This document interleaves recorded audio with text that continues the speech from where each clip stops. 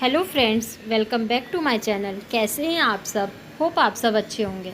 जैसा कि आप सबको पता ही हमारी कॉस्ट अकाउंटिंग की सीरीज़ चल रही है, जिसमें आज हम अपना नेक्स्ट पार्ट पढ़ने वाले हैं, जो कि है क्लासिफिकेशन ऑफ कॉस्ट।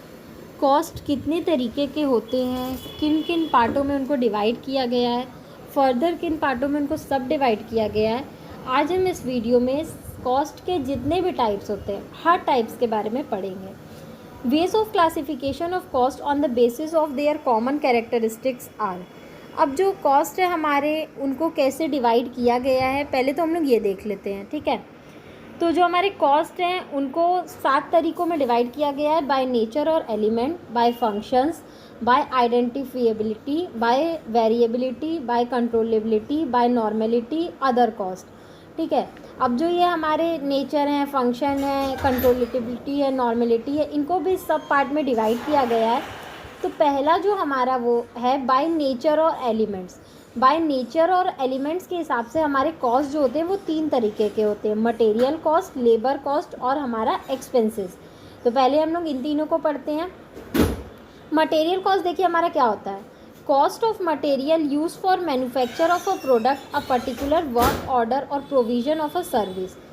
जब आप किसी भी चीज़ को मैन्युफैक्चर करते हो, किसी भी गुड्स को बनाते हो, तो उस गुड्स को बनाने के लिए जो भी आप मटेरियल परचेस करते हो, उस मटेरियल को ख़रीदने के पीछे जो भी खर्चे आते हैं वो आपका मटेरियल कॉस्ट कहलाता है। इसका एक एग्जांपल दिया है: clothes for making a dress, stores used for maintaining machines and buildings such as lubricants, cotton waste, bricks etc। ऐसे आप कोई भी ड्रेस का मैन्युफैक्चरिंग कर रहे हो तो उसके लिए क्या आपको क्लोथ खरीदना पड़ेगा, तो उस क्लोथ को खरीदने में जो भी खर्चे आएंगे वो आपका मटेरियल कॉस्ट कहलाएगा। ठीक है, नेक्स्ट है आपका labour cost. Labour cost is defined as the total expenditure borne by employers in order to employ workers. Labor cost include the direct cost linked to remuneration for work carried out, such as direct remuneration for work carried out, such as direct remuneration, bonus and extra gratia payments not paid at each pay period, payments for days and not work, severance pay, benefits in kind. They also include indirect cost linked to employees independently of the remuneration paid by the employer, such as direct cost, social benefits, vocational training। ठीक है, जो आपका labour cost होता है वो आपका क्या होता है? लेबर कॉस्ट वो सारे खर्चे होते हैं जो एक एम्प्लॉयर बॉर्न करता है, मतलब झेलता है। जो एक एम्प्लॉयर होता है वो अपने एम्प्लॉय के पीछे जितने भी तरीके के खर्चे करता है, चाहे वो डायरेक्ट हो चाहे वो इनडायरेक्ट हो, वो हमारे लेबर कॉस्ट में आते हैं। अब जैसे कि लेबर कॉस्ट में क्या क्या आ सकता है: जो हमारे एम्प्लॉयर होते हैं वो अपने एम्प्लॉय को सैलरी देते हैं, वेजेस देते हैं, अपने एजेंट्स को कमीशन देते हैं, ब्रोकर्स को कमीशन देते हैं, तो वो सारे खर्चे आपके लेबर कॉस्ट में आएंगे। ठीक है, नेक्स्ट है आपका एक्सपेंसेस। एक्सपेंसेस क्या है? Expenses is defined as money expended और cost incurred in a firm's efforts to generate revenue, representing cost of doing business. They may be in the form of actual cash payments such as wages and salary, a computed expired portion, depreciation of an assets, or an amount taken of the firm earnings such as bad debts. Whereas all the expenses are costs, not all costs such as those incurred in acquisition of income generation assets are expenses। देखिए expenses next है आपका। Expenses बोला जा रहा है जो भी business को रन कराने के लिए जो भी आपके खर्चे, जो भी एक्सपेंडिचर, जो भी कॉस्ट इनकर्ड होता है, उसी को हम लोग एक्सपेंसेस बोलते हैं। एक्सपेंसेस डायरेक्ट भी हो सकता है, इनडायरेक्ट भी हो सकता है। उस गुड्स को प्रोड्यूस करने में जो भी डायरेक्ट खर्चे होते हैं उनको हम लोग डायरेक्ट एक्सपेंसेस बोलते हैं, और इनडायरेक्टली जो भी खर्चे होते हैं जैसे कि रेंट हो गया, टैक्स हो गया, इंश्योरेंस हो गया, डेप्रिसिएशन हो गया, ये सारे हमारे इनडायरेक्ट एक्सपेंसेस में आते हैं। ठीक है, तो ये हमारा होता है एक्सपेंसेस। नेक्स्ट, ठीक है, नेक्स्ट जो है वो है हमारा बाय फंक्शन। अब फंक्शंस के हिसाब से कॉस्ट हमारे कितने तरीके के होते हैं? तो फंक्शंस के हिसाब से जो होते हैं वो हमारे 9 तरीके के कॉस्ट होते हैं: production cost, selling cost, distribution cost, administrative cost, research cost, development cost, pre production cost, conversion cost और प्रोडक्ट कॉस्ट। तो आइए इनको हम लोग डिटेल में देख लेते हैं कि हर एक कॉस्ट का क्या मतलब होता है। तो पहला जो है वो आपका production cost. The cost of the sequence of operation which begins with supplying material, labour and services and end with primary packing of the product. Thus, it includes the cost of direct material, direct labor, direct expenses and factory overheads. Production cost का मतलब है जब आप कोई किसी भी चीज़ को produce करना स्टार्ट करते हो तब से लेके जब आप उसकी फाइनल पैकिंग करते हो तब तक में जितने भी आपके direct material, direct labour, direct expenses और ओवरहेड के खर्चे होते हैं वो आपके प्रोडक्शन कॉस्ट के अंदर आते हैं. नेक्स्ट है आपका selling cost. The cost seeking to create and stimulate demand, sometime term marketing and securing orders. Selling देखिए बोला जा रहा है कि जब भी जो बिजनेसमैन होते हैं वो अपने प्रोडक्ट को, गुड्स एंड सर्विसेज को सेल करने के लिए जितने भी खर्चे करते हैं वो सारे खर्चे आपके सेलिंग कॉस्ट के अंदर आते हैं. नेक्स्ट है आपका distribution cost. The cost of the sequence of operation which begins with making the packed product available for dispatch and ends with making the reconditioned returned empty package if any available for reuse. It also includes expenditure incurred in transporting articles to central or local storage as well as in moving articles to and from prospective customer as in case of goods on sale on return basis.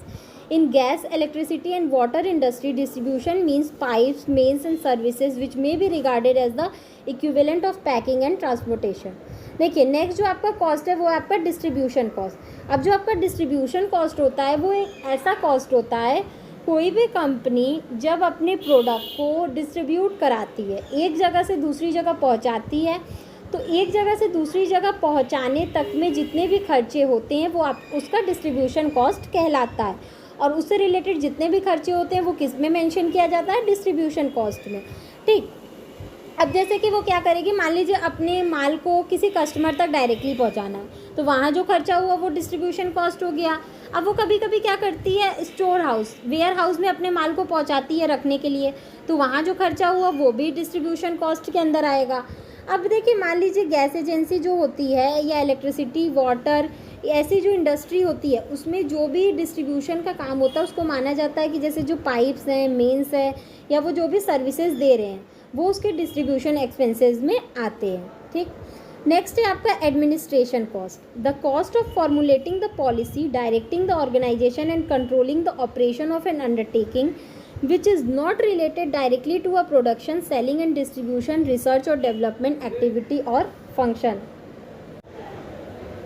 ठीक है, तो जो हमारा administration cost होता है वो जैसे देखिए हमारा जो बिज़नेस है उसके लिए बहुत सारे रूल्स एंड रेगुलेशन, पॉलिसीज़ बनाए जाते हैं.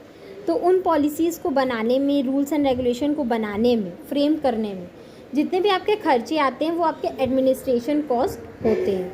ये ऑर्गेनाइजेशन को डायरेक्टली मदद करते हैं पॉलिसी बनाने में और उनको फॉलो अप करने में. ठीक, जिनकी मदद से जो बिज़नेस होता है वो अपने सारे कंट्रोल का काम करता है अच्छे से.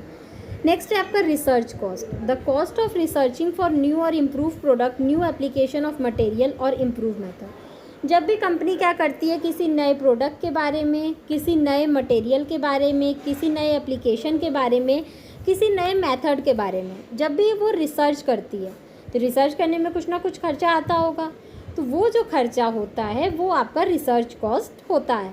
ठीक है, नेक्स्ट है आपका development cost. The cost of the process which begins with time implementation of a decision with the implementation of a decision to produce a new or improved product or to employ a new or improved method and ends with commencement of formal production of that product or by the method. Development cost क्या होता है? देखिए जब company क्या करती है किसी भी गुड्स और सर्विसेज को प्रोड्यूस करती है तो वो चाहती है कि वो जब तक मार्केट में चल रहा है चले, और वो ट्राई करती रहती है कि वो उससे कुछ बेटर लॉन्च कर सके. तो जब भी कंपनी क्या करती है किसी नए मेथड को, किसी नए प्रोडक्ट को और इम्प्रूव करके जब वो कंपनी लॉन्च करती है, डेवलप करती है, तो उसमें जो भी खर्चा होता है वो उसका डेवलपमेंट कॉस्ट कहलाता है. ठीक है, जब भी मान लीजिए कंपनी कोई नया मेथड लॉन्च की, ठीक है, कोई अपना नया प्रोडक्ट लॉन्च की, वो प्रोडक्ट पहले भी लॉन्च कर चुकी है लेकिन वो क्या कि इस बार कुछ उसमें इम्प्रूवमेंट करके अपना वो गुड्स फिर से लॉन्च की, वो प्रोडक्ट फिर से लॉन्च की, तो वो जो भी डेवलपमेंट करने में, उस प्रोडक्ट के डेवलपमेंट करने में जो भी खर्चा आया होगा, उसको इम्प्रूव करने में जो भी खर्चा आया होगा वो उसका डेवलपमेंट कॉस्ट कहलाएगा. नेक्स्ट है आपका pre production cost. The part of development cost incurred in making a trial production run preliminary to formal product. This term is sometime use to cover all activities prior to production including research and development, but in case the usage should be made clear in the context। देखिए जैसा कि नाम से ही समझ में आ रहा है, pre production cost, production से पहले जितने भी आपके खर्चे होते हैं वो, ठीक है, नाम से भी समझ में आ रहा है। प्रोडक्शन से पहले जब कोई कंपनी किसी गुड्स एंड सर्विसेज को प्रोड्यूस करती है, उसके पहले क्या करती है, वो कुछ ट्रायल के लिए बनाती है, अपने प्रोडक्ट को एक सैंपल के तौर पे बनाती है। तो वो सैंपल के लिए, ट्रायल के लिए जो भी चीज़ वो प्रोड्यूस करती है, उस पर जो भी खर्चा आता है वो आपका प्री प्रोडक्शन कॉस्ट कहलाता है। ठीक, नेक्स्ट है आपका conversion cost. The sum of direct wages, direct expenses and overload cost of converting raw material to the finish stage और converting a material from one stage of production to the next. In some cases, this also include any excess material cost or loss of material incurred at the particular stage of production। Conversion stage, जैसा कि नाम से ही समझ में आ रहा है, conversion cost, जब company क्या करती है, अपने प्रोडक्ट को, अपने रॉ मटेरियल को फिनिश प्रोडक्ट में कन्वर्ट करती है, तो उसमें जो भी खर्चा आता है वो आपका कन्वर्जन कॉस्ट कहलाता है।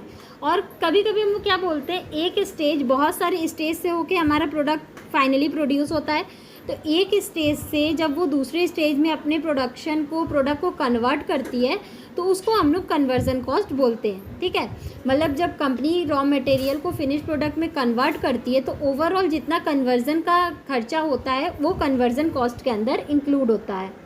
नेक्स्ट आपका होता है product cost. These are inventory cost. These are the costs which are assigned to the product under marginal costing, variable manufacturing cost and under absorption costing method. Total manufacturing cost constitute product cost। एक product को बनाने के लिए जितना overall खर्चा होता है वो हमारे प्रोडक्ट कॉस्ट के अंदर आता है।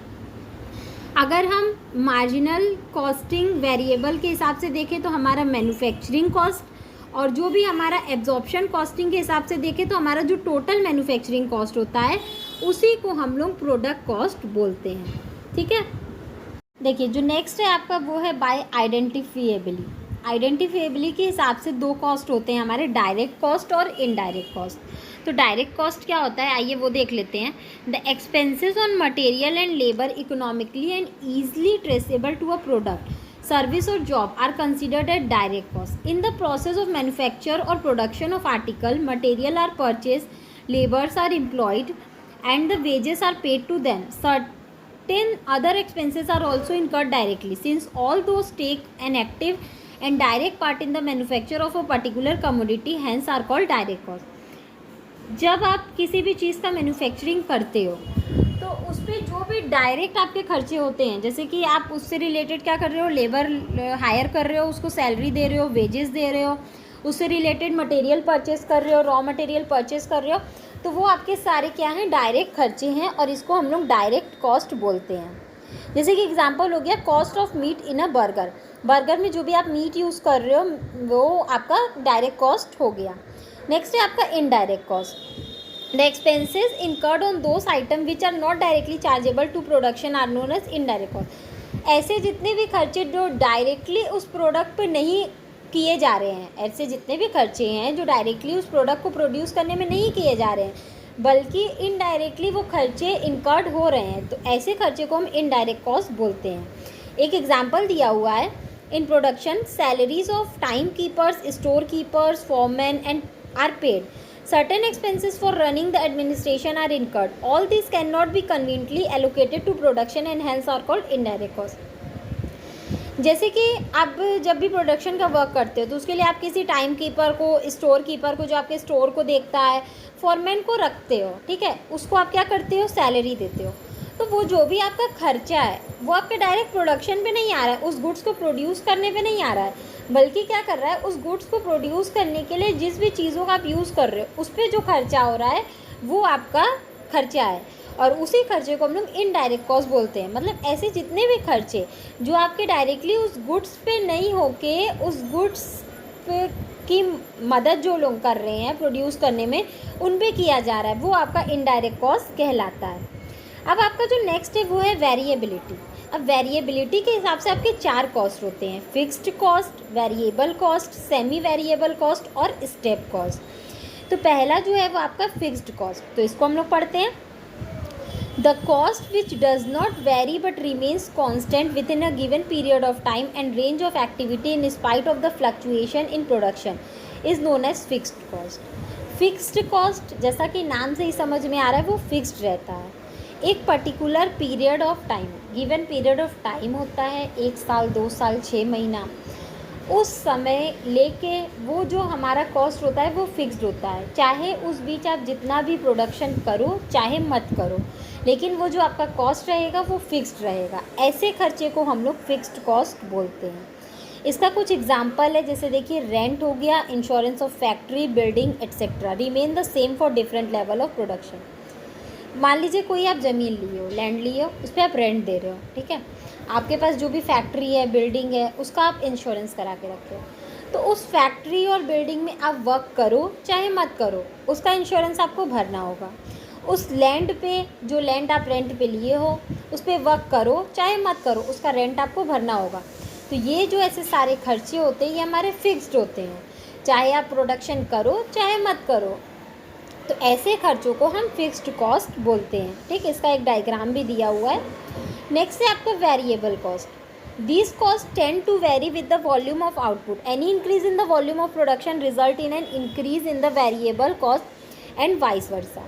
वेरिएबल कॉस्ट क्या होता है? जो समय के साथ साथ चेंज होता है, समय के साथ इन सेंस आउटपुट के साथ। कंपनी जितना प्रोडक्शन करेगी वेरिएबल कॉस्ट आपका उतना ही बढ़ेगा और उसी के हिसाब से घटेगा। कम प्रोडक्शन कर रही है तो कम वेरिएबल कॉस्ट इनकर्ड होगा, ज़्यादा प्रोडक्शन कर रही है तो ज़्यादा वेरिएबल कॉस्ट इनकर्ड होगा। जैसे कि आपके मटेरियल का खर्चा है, लेबर का खर्चा है, एट्सेट्रा। मैं इसको समझा देती हूँ। जैसे देखिए कंपनी क्या कर रही है, 10 प्रोडक्ट लॉन्च कर रही है। लॉन्च क्या कर रही है? प्रोड्यूस कर रही है। अब वो 10 प्रोडक्ट प्रोड्यूस कर रही है तो उसके लिए वो क्या करेगी, मान लीजिए 10 लेबर हायर की है, ठीक है। तो 10 लेबर का खर्चा है। अब कंपनी आगे चल के चाहती है कि वो 20 प्रोडक्ट प्रोड्यूस करे, तो वो क्या करेगी, 20 लेबर हायर करेगी। तो जो 10 एक्स्ट्रा लेबर वो हायर की, वो क्या हो गए, उसके वेरिएबल कॉस्ट हो गए। क्यों? क्योंकि वो अपना प्रोडक्शन बढ़ाई, इसलिए उसको लेबर हायर करना पड़ा और इसलिए उसका चार्ज बढ़ गया। मान लीजिए वो 10 से अपना 5 कर दी, वो बोली कि मेरा उतना सेल नहीं हो रहा है, मैं 5 ही प्रोडक्ट प्रोड्यूस करूँगी। तो उसके लिए वो क्या करेगी, वो लेबर भी कम कर देगी। अब वो उसको पेमेंट 5 ही को देना होगा। तो बोला जा रहा है कि जब भी आपका आउटपुट इंक्रीज़ होता है तो आपका वेरिएबल कॉस्ट इंक्रीज़ होता है, और जब भी आपका आउटपुट जो प्रोडक्शन होता है वो डिक्रीज़ होता है तो आपका वेरिएबल कॉस्ट डिक्रीज़ होता है। इसके लिए भी एक ग्राफ दिया हुआ है। नेक्स्ट है आपका semi variable cost. Semi variable cost क्या है? The cost which does not vary proportionality but simultaneously can not remain stationary at all the time is known as semi variable cost. It can also be called as semi fix cost. ऐसे खर्चे जो ना तो fix होते हैं ना ही change होते रहते हैं, ठीक है, उनको हम लोग सेमी फिक्स्ड कॉस्ट या सेमी वेरिएबल कॉस्ट बोलते हैं। जैसे कि डेप्रिसिएशन, आप जितनी ज़्यादा मशीनों का यूज़ करोगे उतने ज़्यादा उस पर डेप्रिसिएशन चार्ज होगा। जितनी ज़्यादा मशीनों का यूज़ करोगे, प्लांट एंड मशीनरी का यूज़ करोगे, इक्विपमेंट का यूज़ करोगे, उतने ज़्यादा उसको रिपेयरिंग कराने में खर्चा आएगा। तो मतलब ऐसे कॉस्ट जो कि फिक्स्ड भी होते हैं और फिक्स नहीं भी होते हैं, वो हमारे सेमी वेरिएबल कॉस्ट कहलाते हैं। इसका भी एक ग्राफ दिया हुआ है। नेक्स्ट है आपका स्टेप कॉस्ट। अब ये स्टेप कॉस्ट क्या होता है? Fixed cost can be further classified into committed fixed cost, discriminatory fixed cost. Committed fixed cost, देखिए जो आपका फिक्स्ड कॉस्ट होता है वो 2 पार्ट में बांटा गया है, कमिटेड फिक्स्ड कॉस्ट और डिस्क्रिमिनेटरी फिक्स्ड कॉस्ट। तो जो कमिटेड फिक्स्ड कॉस्ट होता है वो आपका unavoidable in the short term होता है if the organization has to function. जैसे कि example depreciation, rent pay etcetera. जितने सारे खर्चे जो कि आप छोटे समय में, थोड़े टाइम में उसको अवॉइड नहीं कर सकते हो, अवॉइड करना उसको पॉसिबल नहीं है, वो आपके कमिटेड फिक्स्ड कॉस्ट होते हैं। जैसे कि रेंट है, रेंट आपको देना ही है, कोई भी चीज़ पे है, वो डेप्रिसिएशन है, उसको आपको पे करना ही है। अब नेक्स्ट जो आपका है वो है discretionary fixed cost, are those which are set at a fix amount for specific time period by management, or research and development cost, advertisement and market research expenses. Discretionary cost, discretionary fixed cost एक ऐसा cost होता है जिसमें कि management जो हमारी होती है वो फिक्स कर देती है एक अमाउंट की, एक particular given period of time में हम इतने अमाउंट का खर्चा करेंगे, उसी को हम लोग डिस्क्रिशनरी फिक्स्ड कॉस्ट बोलते हैं। जैसे कि वो एक बजट बना दी कि हम रिसर्च एंड डेवलपमेंट में इतना खर्चा करेंगे, एडवर्टाइजमेंट में इतना खर्चा करेंगे, मार्केट रिसर्च में इतना खर्चा करेंगे, तो वो सारे हमारे क्या हो गए, डिस्क्रिशनरी फिक्स्ड कॉस्ट के अंदर आते हैं। अब जो आपका था वो था certain cost. Certain cost remain fixed over a range of activity and then jump to a new level as activity changes. Such cost are treated as step cost. जो भी आपके सर्टेन कॉस्ट होते हैं वो क्या होते हैं, एक फिक्स्ड समय के लिए फिक्स्ड होते हैं, लेकिन जैसे ही आप एक्टिविटी में चेंजेस करते हो वो अचानक से चेंज हो जाता है, उसी को हम लोग स्टेप कॉस्ट बोलते हैं। एक एग्जांपल है, a foreman is in a position to supervise a given number of employees, beyond this number it will be necessary to hire a second then a third and so on. Foreman है, वो एक position पे है, उसको मतलब क्या करना है, एक गिवन नंबर ऑफ एम्प्लॉयज़ दे दी गए हैं, वो उनको सुपरवाइज़ करना है, तो वो उसके लिए वो इम्पॉर्टेंट हो जाएगा कि वो क्या करेगा, उन पर्सन्स को हायर करेगा। तो जैसे कि वो एडिशनल काम किया, दूसरे पर्सन को हायर किया, तीसरे को हायर किया, चौथे को एम्प्लॉय को हायर किया, तो वो सारे जो भी खर्चे होते हैं, जब हम लोग कोई एक्टिविटी चेंज करते हैं तो उस पर जो भी खर्चे होते हैं वो हमारे स्टेप कॉस्ट कहलाते हैं। इसका देखिए ये ऐसा ग्राफ है, ठीक है। अब देखिए नेक्स्ट जो आपका है वो बाय कंट्रोलेबिलिटी। कंट्रोलेबिलिटी के हिसाब से हमारे दो खर्चे होते हैं, कंट्रोलेबल कॉस्ट और अनकंट्रोलेबल कॉस्ट। अब ये कंट्रोलेबल कॉस्ट और अनकंट्रोलेबल कॉस्ट क्या होता है, पहला जो है वो आपका controllable cost. These are the cost which can be influenced by the action of a specified number of an undertaking. A business organization is usually divided into a number of responsibility center and each center is headed by an executive. The executive can thus control the cost incurred in that particular responsibility center. देखिए इसमें बोला जा रहा है कि जो हमारे business organisation होते हैं वो उनको अलग अलग डिपार्टमेंट में बांट दिया जाता है। हर एक डिपार्टमेंट जो होता है उसका कोई ना कोई हेड होता है, ठीक है। जैसे प्रोडक्शन का प्रोडक्शन मैनेजर हो गए, सेल्स के सेल्स मैनेजर हो गए, एडवर्टाइजमेंट के एडवर्टाइजमेंट मैनेजर हो गए, डिस्ट्रीब्यूशन के डिस्ट्रीब्यूशन मैनेजर हो गए, ठीक।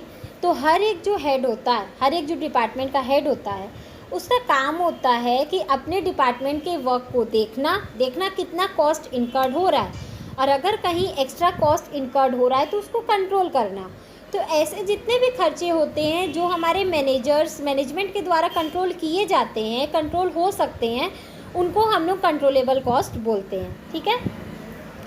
वहीं पे नेक्स्ट है आपका uncontrollable cost. Cost which can not B influenced by the action of a specified member of an undertaking. Expenditure incurred by the tool room is controllable by the foreman in change of that section, but the share of the tool room expenditure which is appropriation to a machine shop is not to be controlled by the machine shop foreman, ठीक है।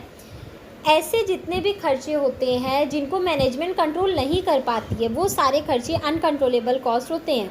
जैसे कि एक example दिया है कि मान लीजिए टूल रूम जो है उसकी वजह से बहुत ज़्यादा खर्चा इनकर्ड हो रहा है, तो जो हमारे फॉरमैन हैं जो उस एरिया को देख रहे हैं, उस पर सुपरवाइज़ कर रहे हैं, वो उसको चेंज कर देंगे टूल रूम को, तो वहाँ से खर्चा कंट्रोल हो जाएगा, ठीक है। तो ये हमारा कंट्रोलेबल कॉस्ट हो गया। लेकिन मान लीजिए अचानक से कोई मशीन शॉर्ट कर गई, ठीक है, आग लग गई, तो वो हमारा अनकंट्रोलेबल कॉस्ट है। उस पर किसी भी ऐसा नहीं है कि जो मशीन शॉप फोरमैन है, जो मशीन की देखभाल करते हैं, सुपरवाइज़ करते हैं, वो उसको बचा सकते हैं, ऐसा नहीं है। क्योंकि अचानक से मशीन अगर शॉर्ट कर गई तो वो कंट्रोलेबल नहीं है, वो अनकंट्रोलेबल है, जो कि अगर उसके स्पेशलिस्ट भी हैं तो उसको कंट्रोल नहीं कर सकते हैं।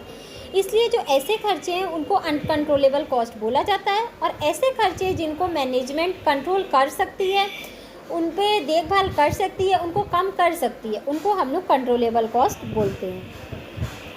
अब देखिए बाय नॉर्मेलिटी के हिसाब से हमारे दो कॉस्ट होते हैं, नॉर्मल कॉस्ट और एबनॉर्मल कॉस्ट, ठीक है। नॉर्मेलिटी के हिसाब से हमारे दो कॉस्ट हो गए, नॉर्मल और एबनॉर्मल। अब ये नॉर्मल कॉस्ट क्या होता है, it is the cost which is normally incurred at a given level of output under the condition in which that level of output is normally attend.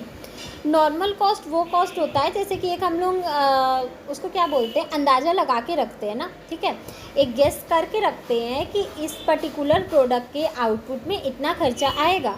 जब हमारा वो प्रोडक्ट बन के तैयार हो जाता है तो हम लोग देखते हैं उतना ही खर्चा आया है कि नहीं, वो हमारा नॉर्मल कॉस्ट हो गया। ठीक, एब नॉर्मल कॉस्ट क्या होता है? It is the cost which is not normally incurred at a given level of output in the condition in which that level of output is normally attained. This is charged to costing profit and loss account. हमारे जो भी ऐसे खर्चे होते हैं जो normal नहीं होते हैं वो हमारे एबनॉर्मल कॉस्ट कहलाते हैं, ठीक है, और वो हमारे कहाँ चार्ज किए जाते हैं? प्रॉफिट एंड लॉस अकाउंट में चार्ज किए जाते हैं, उनको शो किया जाता है। क्यों? क्योंकि वो हमारे नॉर्मल कॉस्ट नहीं है। जितना एक नॉर्मल खर्चा आना चाहिए एक आउटपुट को बनाने में, एक प्रोडक्ट को प्रोड्यूस करने में, उतना खर्चा नहीं आता है, बल्कि कुछ एक्स्ट्रा हो जाता है, तो वो हमारे एबनॉर्मल खर्चे हो जाते हैं उस प्रोडक्ट को प्रोड्यूस करने के लिए।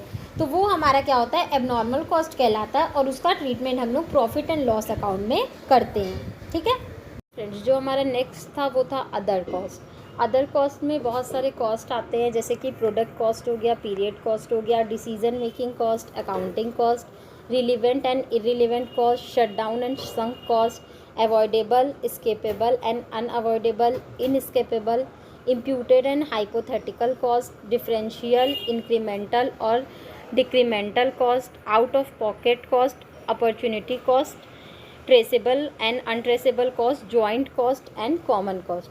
तो ये सारे जो हमारे कॉस्ट होते हैं ये अदर कॉस्ट में आते हैं। ठीक है, पहले तो हम लोग पढ़ लिए कि टेंजिबिलिटी के हिसाब से कितने होते हैं, ठीक है, नॉर्मेलिटी के हिसाब से कितने होते हैं, कंट्रोलेबिलिटी के हिसाब से कितने होते हैं। अब जो और कुछ कॉस्ट होते हैं उनको हम लोग अदर कॉस्ट में मेंशन करते हैं। तो आइए इनको हम लोग डिटेल में एक एक कॉस्ट को पढ़ लेते हैं कि हर एक कॉस्ट का मतलब क्या होता है। तो पहला जो है वो है हमारा प्रोडक्ट कॉस्ट। प्रोडक्ट कॉस्ट क्या होता है? Cost which become part of the cost of the product rather than an expenses of the period in which they are incurred are called as product cost. In financial statements, such costs are treated as assets until the goods they are assigned to are sold. They become an expenses at that time. These costs may be fixed as well as variable. देखिए, product cost जैसा कि नाम से ही समझ में आ रहा है, ऐसे जितने भी खर्चे जो कि डायरेक्टली प्रोडक्ट पे होते हैं, ठीक है, प्रोडक्ट को बनाने में, मैन्युफैक्चरिंग करने में, उस पर जो डायरेक्टली जितने भी खर्चे होते हैं वो हमारे प्रोडक्ट कॉस्ट कहलाते हैं। उसमें हम लोग और सारे एक्सपेंसेस नहीं इंक्लूड करते हैं जो हमारे फैक्ट्री में, ऑफिस में, कंपनी में होते हैं, बल्कि केवल वही खर्चे इंक्लूड करते हैं जो हमारे प्रोडक्ट को बनाने के लिए उस प्रोडक्ट पे किए जाते हैं। अब इसका जैसे एक एग्जांपल दिया है, जैसे कि cost of raw material and direct wages, depreciation on plant and equipment etcetera. आप किसी भी प्रोडक्ट को बनाने के लिए जो रॉ मटेरियल खरीद रहे हो वो, आप किसी भी वर्कर्स को डायरेक्ट वेज दे रहे हो वो, आप जो भी प्लांट एंड मशीनरी यूज़ कर रहे हो उस प्रोडक्ट को बनाने के लिए, उस पर जितना भी डेप्रिसिएशन चार्ज हो रहा है वो सारे हमारे क्या कहलाएंगे? प्रोडक्ट कॉस्ट कहलाएंगे। नेक्स्ट है आपका period cost. Cost which are not associated with production are called period cost. They are treated as an expense of the period in which they are incurred. They may also be fixed as well as variable. Such costs include general administration costs, salesmen salaries and commission, depreciation on office facilities, etc. They are charged against the revenue of the relevant period. Period cost क्या होता है? Particular एक given period of time में और company जो है, factory जो है, ठीक है, मैन्युफैक्चरिंग यूनिट जो है, उसका कितना खर्चा हो रहा है। ठीक, इसका डायरेक्ट प्रोडक्शन से लिंक नहीं होता है कि आप कितने प्रोडक्ट का प्रोडक्शन कर रहे हो उस पर जो खर्चा आता है वो, बल्कि इसका ये जो कॉस्ट है वो क्या होता है? एक गिवन पीरियड ऑफ टाइम में आप कितना खर्चा कर रहे हो ये उससे लिंक होता है। जैसे कि आप अपने सेल्समैन को कितनी सैलरी दे रहे हो, कितना कमीशन दे रहे हो, आपके जो ऑफिस में सारी सामान है जो जिसका आप यूज़ करते हो उस पर जो डेप्रिसिएशन चार्ज होता है एक गिवन पीरियड ऑफ टाइम में, वो सारे खर्चे हमारे पीरियड कॉस्ट में आते हैं। ये फिक्स्ड भी हो सकता है और वेरिएबल भी हो सकता है। फिक्स्ड कैसे होगा? जैसे मान लीजिए आपने 10 सेल्समैन हायर किए तो 6 महीने तक आपने 10 ही हायर किए थे, तो वो आपकी जो सैलरी रहेगी 10 महीने तक वो फिक्स रहेगी, आपको उतनी ही सैलरी देनी होगी। लेकिन हो सकता है आपको सेल्समैन का ज़्यादा काम हो तो आप 1-2 सेल्समैन बढ़ा भी सकते हो, तो उस कंडीशन में आपकी क्या हो जाएगी? सैलरी बढ़ जाएगी। आपको फिर मान लीजिए 1-2 आपने 12 कर लिया तो आपको फिर 12 सेल्समैन की सैलरी देनी होगी, तो उस कंडीशन में आपका जो पीरियड कॉस्ट हो जाएगा वो वेरिएबल हो जाएगा। ठीक है, नेक्स्ट है decision making cost. These are special purpose costs that are applicable only in the situation in which they are complied. They have no universal application. They need not tie into routine financial account. They don't and should not conform to the accounting rules. Decision making cost क्या होता है? Company जो हमारी होती है, ठीक है, जो भी फैक्ट्रीज होते हैं, जो भी हमारे मैनेजमेंट होते हैं, उनको क्या करना रहता है? बिजनेस से रिलेटेड डिसीज़न लेने होते हैं। वो डिसीज़न को लेने के लिए भी उनको कुछ चीज़ों की ज़रूरत होती है जिसके पीछे कॉस्ट इनकर्ड होता है। मान लीजिए कोई एक सिचुएशन अराइज हो गया, अब उनके लिए मैनेजमेंट को क्या करना है? डिसीज़न लेना है। तो वो सिचुएशन को सॉल्व करने के लिए वो जो डिसीज़न लेते हैं, उस डिसीज़न को लेने में जितने भी सारे खर्चे आते हैं वो आपका डिसीज़न मेकिंग कॉस्ट कहलाता है। ठीक है, डिसीज़न मेकिंग कॉस्ट का मतलब है पर्टिकुलर एक सिचुएशन को हैंडल करने के लिए आप जो डिसीज़न ले रहे हो, केवल उसी डिसीज़न में जो कॉस्ट इनकर्ड हो रहा है वही हमारा डिसीज़न मेकिंग कॉस्ट कहलाएगा। ये नहीं कि आप सारा जितना भी आज तक का बिजनेस में डिसीज़न ले रहे हो सारा डिसीज़न मेकिंग कॉस्ट नहीं कहलाएगा। पर्टिकुलर आप एक सिचुएशन को सॉल्व करने के लिए जो डिसीज़न ले रहे हो वो उस डिसीज़न को लेने के लिए आपके जितने कॉस्ट इनकर्ड हो रहे हैं वो आपका डिसीज़न मेकिंग कॉस्ट कहलाएगा। नेक्स्ट है आपका accounting cost. This cost are compiled primarily from financial statement. They have to be altered before they can be used for decision making. Moreover, they are historical costs and show what has happened under an existing set of circumstances, while decision making costs are future costs. Accounting cost may show the cost of the product when the operation are manual, while decision making cost might be calculated to show the cost when the operation are mechanized. ठीक है, देखिए जो accounting जो हमारा decision making cost था वो एक तरीके से बोल सकते हैं फ्यूचर कॉस्ट है, क्योंकि हम डिसीज़न अभी ले रहे हैं लेकिन उसको अप्लाई क्या करेंगे? फ्यूचर में करेंगे।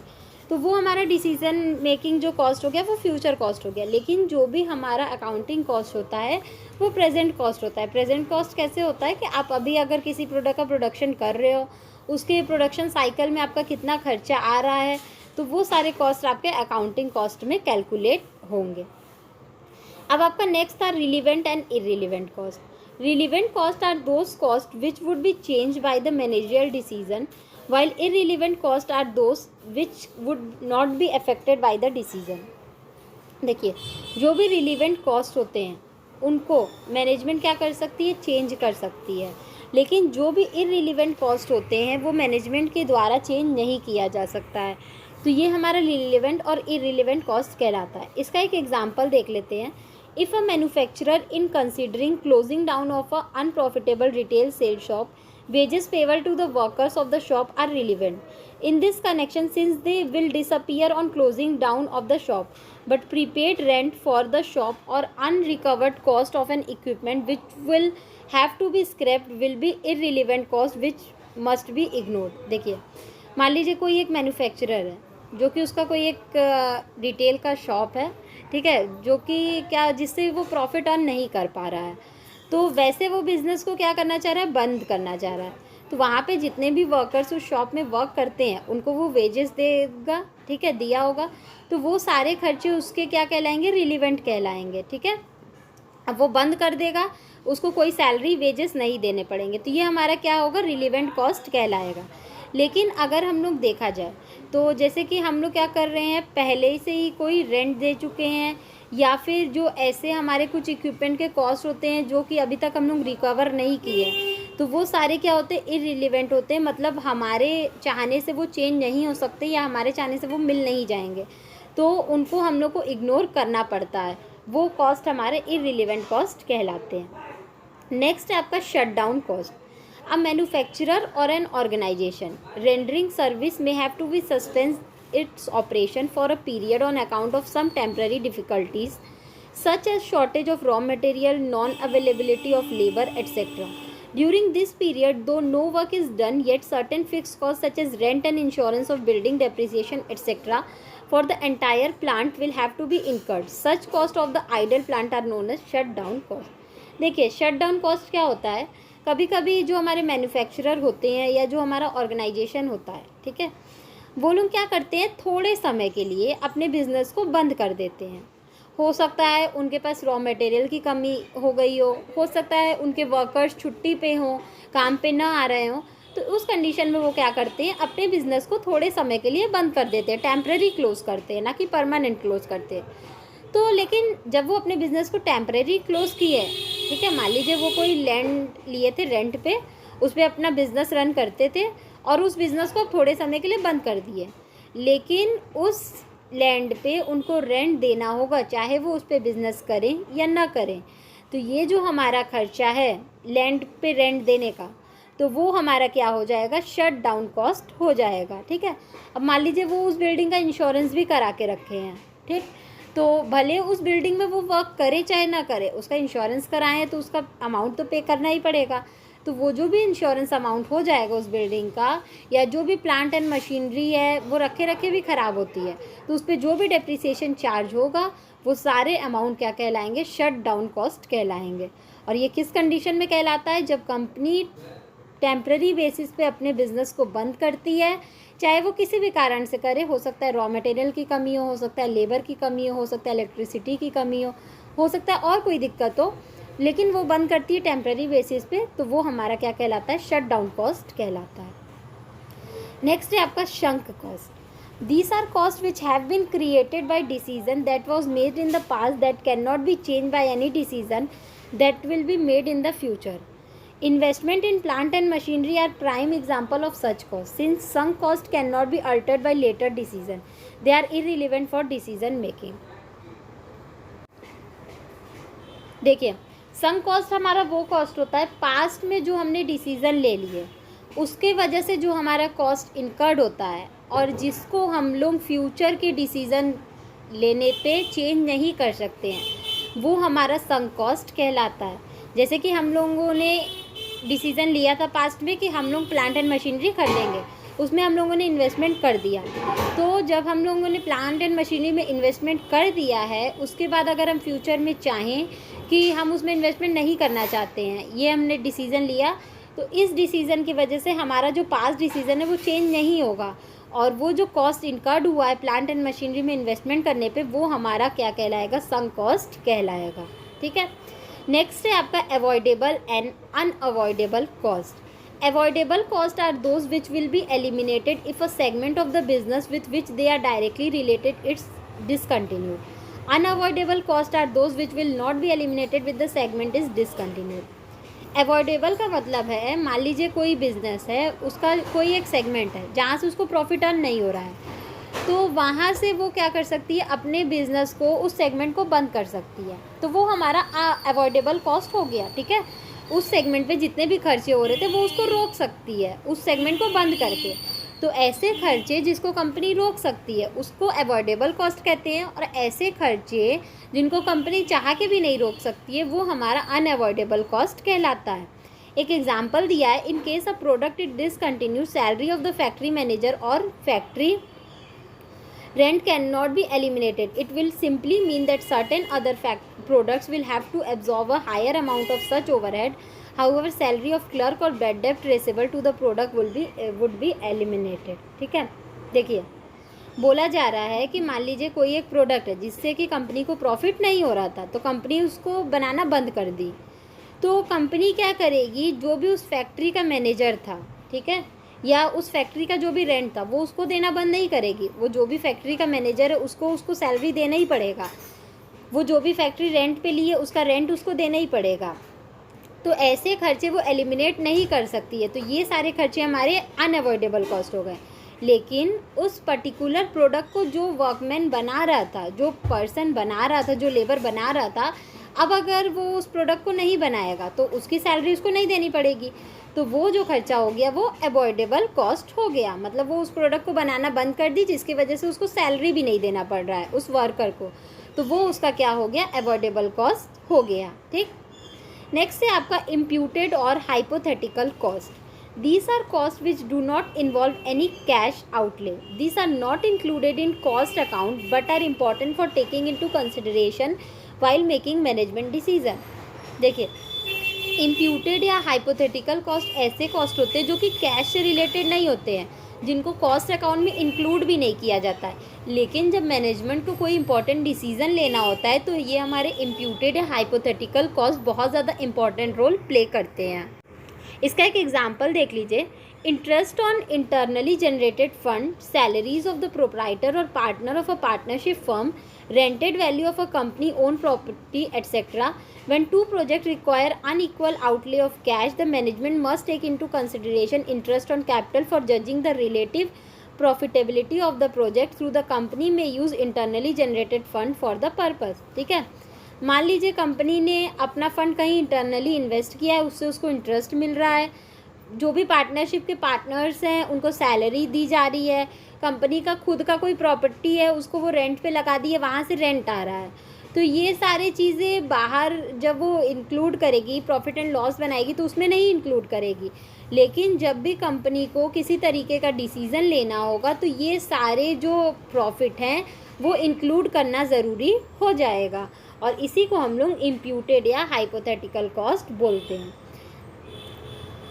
नेक्स्ट है आपका differential cost. The difference in cost between two alternative is terms at differential cost.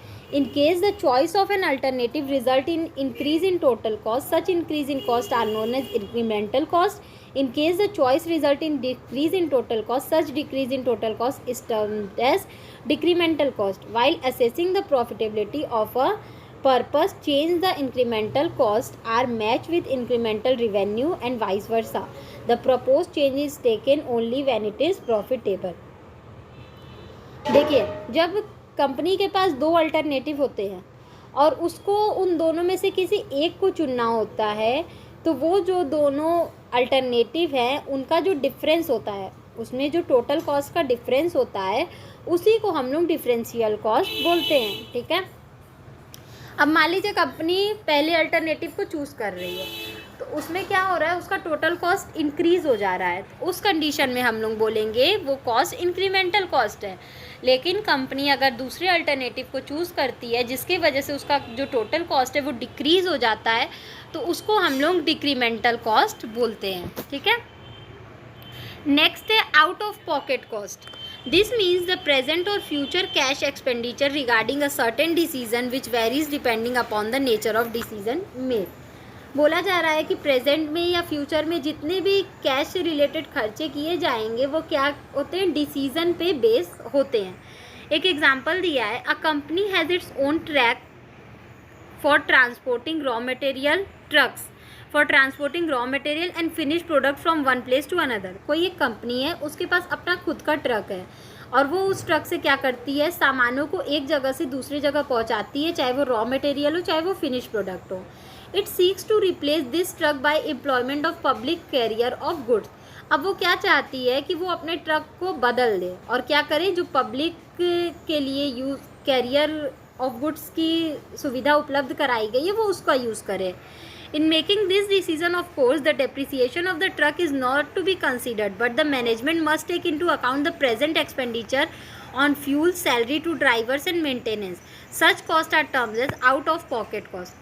तो देखिए, अब जब वो उस ट्रक को बदलने का सोच लिया है तो उस पर जो भी डेप्रिसिएशन चार्ज होगा वो उसको नहीं लेगी, लेकिन वो उस पर जितना भी फ्यूल का खर्चा की है, जो उसके लिए ड्राइवर रखी थी, उसको जो सैलरी दी है, उसका जो मेंटेनेंस का चार्ज आया है, वो सारे चार्जेस को वो कंसीडर करेगी और यही चार्जेस, यही कॉस्ट हमारा कहलाएगा आउट ऑफ पॉकेट एक्सपेंसेस। ठीक है, नेक्स्ट है आपका opportunity cost. These cost refers to the advantage in measurable terms which has been foregone on account of not using the facilities in the manner originally planned. Opportunity cost देखिए वो cost होता है, मान लीजिए company के पास किसी तरीके का कोई एडवांटेज है, ठीक है, वो उस एडवांटेज को गेन करके कोई प्रॉफिट जब अर्न करती है तो उसको हम लोग बोलते हैं अपॉर्चुनिटी कॉस्ट। जैसे कि एक एग्जांपल दिया है, if an own building is propose to be utilize for housing a new project plant, the likely revenue which the building could fetch if rented out is the opportunity cost which should be taken into account while evaluating the profitability. Company के पास कोई अपना खुद का building है जो कि वो प्लान कर रही है कि वो जो भी आगे नया आने वाला न्यू प्रोजेक्ट प्लांट है उसके लिए वो रेंट पे दे देगी। तो वहाँ से भी जितने भी रिवेन्यू अर्न होंगे, जितने भी रेंट अर्न होंगे, वो उसका क्या कहलाएगा, अपॉर्चुनिटी कॉस्ट कहलाएगा। और जब भी कंपनी प्रॉफिट कैलकुलेट करेगी तो उस सारे कॉस्ट को इंक्लूड करेगी, वो अपने अपॉर्चुनिटी कॉस्ट को इंक्लूड करेगी। तो यही हमारा कहलाता है अपॉर्चुनिटी कॉस्ट। नेक्स्ट है आपका ट्रेसेबल और untraceable cost. Cost which can be easily identified with a department, process और product are terms at traceable cost. ऐसे कॉस्ट जिनको आसानी से हम लोग पहचान सकते हैं, जान सकते हैं कि किस डिपार्टमेंट की वजह से, किस प्रोसेस की वजह से, किस प्रोडक्ट पे कितना कॉस्ट इनकर्ड हो रहा है, उसको हम लोग ट्रेसेबल कॉस्ट बोलते हैं। इसका एग्जांपल है the cost of direct material, direct labour etcetera. Direct material, direct labour पे जितना भी खर्चा किया जा रहा है वो हमारे ट्रेसेबल कॉस्ट है। Cost which can not be so identified are terms as untraceable और कॉमन कॉस्ट। लेकिन ऐसे खर्चे जिनको हम लोग ट्रेस नहीं कर सकते हैं, जान नहीं सकते हैं कि किस डिपार्टमेंट की वजह से कितना खर्चा हो रहा है, ऐसे कॉस्ट को हम लोग अनट्रेसेबल कॉस्ट या कॉमन कॉस्ट भी बोलते हैं। नेक्स्ट है आपका जॉइंट कॉस्ट। जॉइंट कॉस्ट क्या है? These are a sort of common cost when two or more products are produced out of one or the same material or process. The cost to such material or process are called joint cost. देखिए, मान लीजिए एक ही material का, एक ही process का use करके दो या दो से ज़्यादा प्रोडक्ट बनाए जा रहे हैं, तो उन दो या दो से ज़्यादा प्रोडक्ट को बनाने में वो मटेरियल जो यूज़ हो रहा है, उस मटेरियल पे जितना खर्चा आ रहा है उसको हम लोग बोलेंगे जॉइंट कॉस्ट। ठीक है, जैसे कि एक एग्जांपल है, when cotton seeds and cotton fibre are produced from the same raw material, the cost incurred till split off और separation point will be joint cost. मान लीजिए सेम रॉ मटेरियल का यूज़ करके हम कॉटन सीड्स भी बना रहे हैं और कॉटन फाइबर भी बना रहे हैं, तो उस रॉ मटेरियल पे जितना भी खर्चा आएगा उसको हम लोग बोलेंगे जॉइंट कॉस्ट। ठीक, नेक्स्ट है आपका कॉमन कॉस्ट। कॉमन कॉस्ट क्या है? Common cost are those which are incurred for more than one product, job, territory और any other specific costing unit. They are not capable of being identified with individual product and are therefore apportioned on a suitable basis. Common cost मतलब होता है जब बहुत सारे product के बारे में, जॉब के बारे में, टर्शरी के बारे में या कोई स्पेसिफिक कॉस्टिंग यूनिट है उसके बारे में जब हम लोग सब एक साथ खर्चा बताते हैं कि कितना एक्सपेंसेस हो रहा है, कितना कॉस्ट इनकर्ड हो रहा है, तो वो हमारा कॉमन कॉस्ट कहलाता है। हम लोग इसमें क्या करते हैं, पर्टिकुलर किसी एक प्रोडक्ट, किसी एक जॉब के बारे में नहीं बताते हैं कि पर्टिकुलर एक प्रोडक्ट की पर्टिकुलर एक जॉब में या पर्टिकुलर एक प्रोसेस में कितना खर्चा हो रहा है, बल्कि हम लोग ओवरऑल बताते हैं कि पूरे प्रोडक्ट या पूरे जॉब, पूरे टर्शरी में कितना खर्चा आ रहा है, तो वो हमारा क्या कहलाता है, कॉमन कॉस्ट। जैसे कि rent, lighting and supervision cost are common cost to all department located in the factory. एक फैक्ट्री है, मान लीजिए उसमें 10 डिपार्टमेंट है, 10 डिपार्टमेंट के लिए रेंट यूज़ हो रहा है, लाइटिंग यूज़ की जा रही है, सुपरविज़न हो रहा है, ठीक है, कोई एक पर्सन है जो सुपरवाइज़ कर रहा है, तो वो जो भी ये सारे खर्चे हैं हमारे रेंट के, लाइटिंग के, सुपरविज़न के, तो वो सारे खर्चे हमारे क्या कहलाएंगे, कॉमन कॉस्ट कहलाएंगे।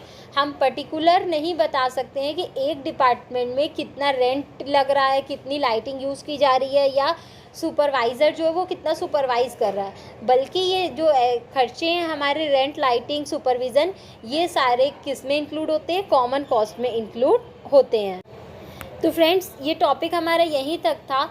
इस पूरे वीडियो में हम लोग टाइप ऑफ कॉस्ट पढ़े हैं, अलग अलग तरीके के कितने कॉस्ट होते हैं, सारे कॉस्ट इस वीडियो में कवर है। आप इसको पढ़ लीजिए। फिर भी अगर किसी को कहीं कोई भी प्रॉब्लम हो तो आप मुझे कमेंट सेक्शन में कमेंट करके पूछ सकते हैं। किसी भी स्टूडेंट को इस सब्जेक्ट या किसी भी सब्जेक्ट के नोट्स परचेस करने हो तो वो मेरा डिस्क्रिप्शन बॉक्स चेक कर सकता है। Thank you so much. Please like, subscribe and share my channel.